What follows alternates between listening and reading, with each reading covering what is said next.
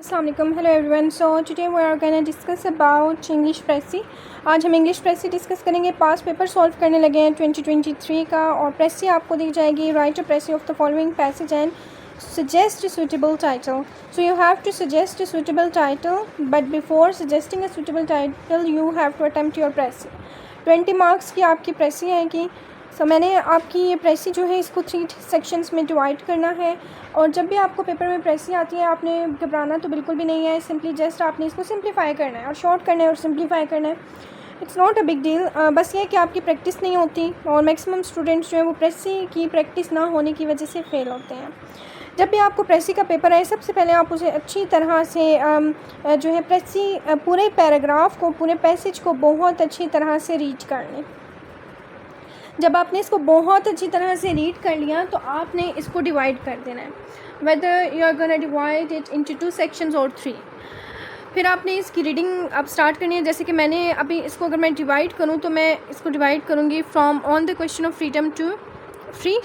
फिर the belief से लेकर मैं इसको डिवाइड करूँगी मिनिमम ऑफ दीज, और देन द एजुकेटर्स जो है यहाँ पे एक कंसेप्ट या एक नया परसेप्शन जो है वो एग्जामिनर की तरफ से आपको गिवन है। अब आपने इस प्रेसी को बहुत अच्छे से रीड करना है। जब आपने रीड करना है तो उसको डिवाइड करना है, ठीक है। सेकंड स्टेप इसको डिवाइड करना है। थर्ड स्टेप में आपने इसको जो है इसके मेन पॉइंट्स आपने लिख लेने हैं। पेपर में आपको पेन से मार्क नहीं करना अपना paper. You should have a lead pencil with you. आपके पास आपकी लेड पेंसिल होनी चाहिए जिससे आप इंपॉर्टेंट पॉइंट्स को मार्क करके जो है आप कर सकें, ठीक है। वैसे तो एक जनरल पास पेपर मैं आपके साथ सॉल्व करने लगी हूँ। कंप्लीट डिटेल्स या एक कंप्लीट पैकेज जो है वो पेड सेशन अवेलेबल है, आप उसमें मुझे ज्वाइन कर सकते हैं। पर्पज़ क्या है, आपके ऐसे की लॉजिक कोहेरेंस होनी बहुत ज़्यादा ज़रूरी है, रेलिवेंसी होनी बहुत ज़्यादा ज़रूरी है, फैक्ट्स होने चाहिए आपके। अच्छा, एक और चीज़, ये तो चले इंग्लिश ऐसे की बात होगी, लेकिन प्रेसी में आपकी इंग्लिश अच्छी होनी चाहिए। आप इंग्लिश का यूज़ अच्छे से करें, सेंटेंस अच्छे से बनाएं, ठीक है। आप जो है ज्वाइनिंग वर्ड्स आपके अच्छे होने चाहिए ताकि आपका जो सेंटेंस है वो एग्जामिनर को इम्प्रेस कर सके। So my contact number is available right here. आप मुझसे इन पर कॉन्टैक्ट कर सकते हैं, both numbers. This precis lecture is specially for you. अब आपको ये प्रेसी दी गई है, आपने स्पेशली यहाँ से स्टार्ट लेना है इसकी रीडिंग से, ठीक है। आप सबसे पहले आपने इसको रीड करना है। On the question of freedom in education there are at present 3 main schools of thought, deriving partly from differences as to and partly from differences in psychological theory. यानी यहाँ पर वो स्कूल ऑफ थॉट्स की बात कर रहे हैं, वो भी 3, ठीक है।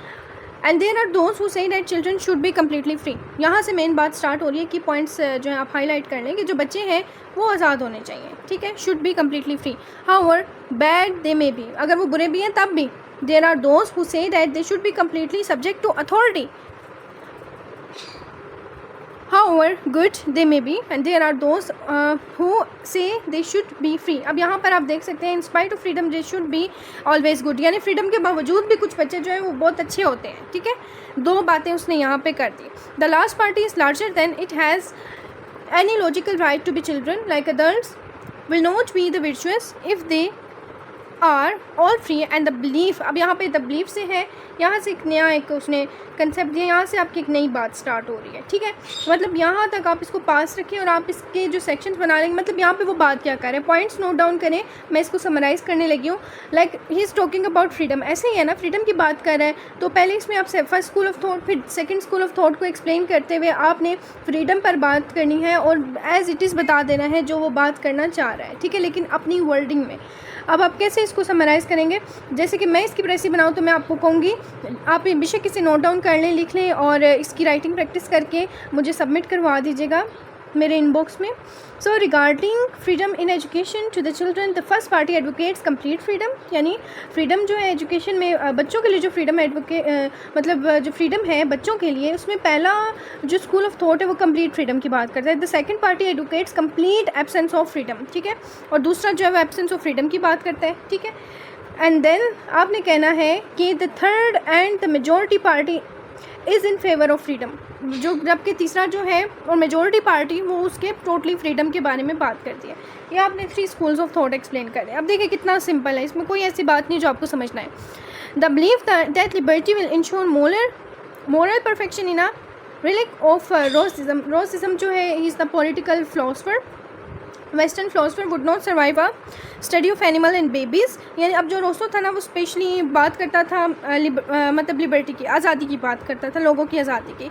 सो those who hold this belief think that education should have no positive purpose but should merely offer an environment suitable for spontaneous development. It cannot agree with this school of thought which seems to me too individualistic। ठीक है, कहते हैं कि बहुत ज़्यादा individualistic हो जाता है अगर हम प्लाटोनिक कंसेप्ट पे चले जाएं। ठीक है, प्लाटोनिक कंसेप्ट जो था वो बेसिकली उसमें उस तरह से फ्रीडम की बात नहीं की गई थी जिस तरह का फ्रीडम जो है वो रोसो कहता है। रोसो टोटली सोसाइटी की फ्रीडम की, इंडिविजुअल की फ्रीडम की बात करता है, यानी जो इंडिविजुअल है उसको वो वैल्यू देता है। ठीक है, तो यहाँ थोड़ा सा मैं आपको जूम कर देती हूँ ऐसे, इट विल बी क्लियर। ठीक है, तो फर्स्ट पार्ट आपका फिनिश हो गया, फर्स्ट पार्ट मैंने आपको करवा दिया है। अब सेकंड पार्ट में वो रोसो की बात कर रहा है, मतलब आप इसमें मेन की पॉइंट्स को पिक करें बजाय इसके कि आप जो यूजलेस वर्ड्स लिखे हुए हैं आप उनको इग्नोर करें या आप उनको अवॉइड कर दें। ठीक है, मेन पॉइंट्स पे जस्ट आप रहें। ठीक है, और वही जो है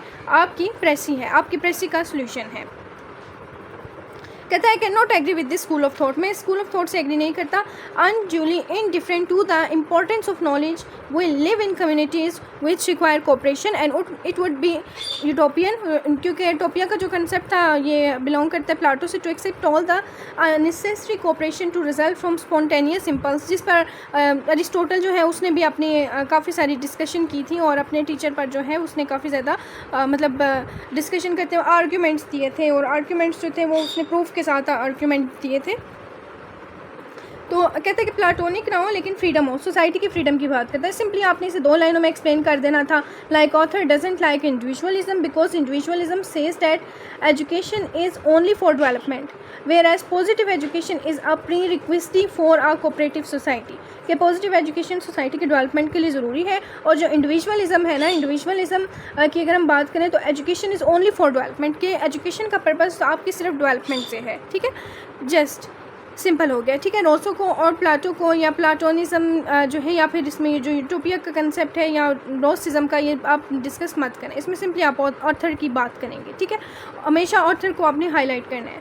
अच्छा, नेक्स्ट इसमें आपका जो सेक्शन स्टार्ट हो रहा है। ठीक है, यहाँ पर तक तो उसने ऑलमोस्ट यही प्रोबेबली बात की हुई है।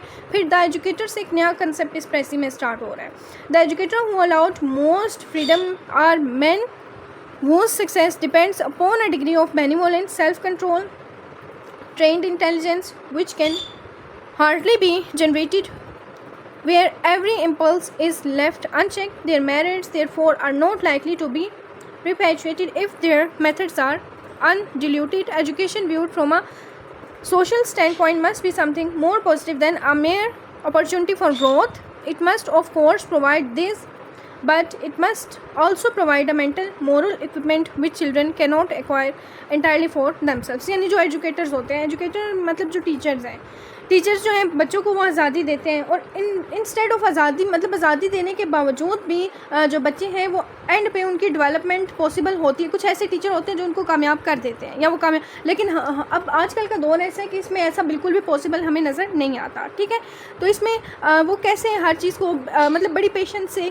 डील करते हैं, उनके अंदर बेनिवोलेंस होती है, सेल्फ कंट्रोल होता है, ट्रेंड इंटेलिजेंस है। लेकिन अब ये चीज़ें जो हैं मतलब हमारे पास आजकल के दौर में ये पॉसिबल नहीं है, which is impossible to create. ठीक है, तो ये social point of view discuss कर, और उसके कहने का पर्पस ये है कि एजुकेशन का जो पर्पस है ना वो ये है कि आपको मॉरल ट्रेनिंग दी जाए, आपकी डेवलपमेंट की जाए, आपकी मॉरल ट्रेनिंग पॉसिबल बनाई जाए। तो इन शॉर्ट वो यहाँ पे क्या कह रहे हैं, मैं अब इन तमाम वर्ड्स को समराइज़ करने जा रही हूँ। You can elaborate like some pro freedom educators are successful due to their exceptional judgement which is impossible to create. Moreover, from a social viewpoint, the moral aspect is the more important than the development aspect of education. Therefore, education should provide developmental as well as moral training to the children. That's it.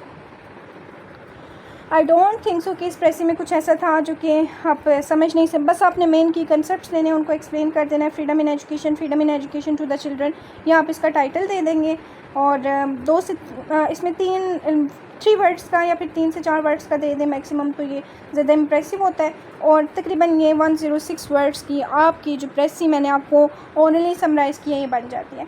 अब आप एक काम करें कि बिल्कुल अच्छे बच्चों की तरह अपनी जो रजिस्टर्स हैं उनको ओपन करें और इस प्रेसी को लिखें, और उसके बाद इस प्रेसी का सोल्यूशन जो मैंने अपनी वर्डिंग में आपको एक्सप्लेन किया है आप वो लिखें और मुझे इनबॉक्स में सबमिट कर दें। इंशाल्लाह I will check it. If there will be any question, any confusion, you may ask me. I hope that this topic is clear. अल्लाह हाफ़िज़।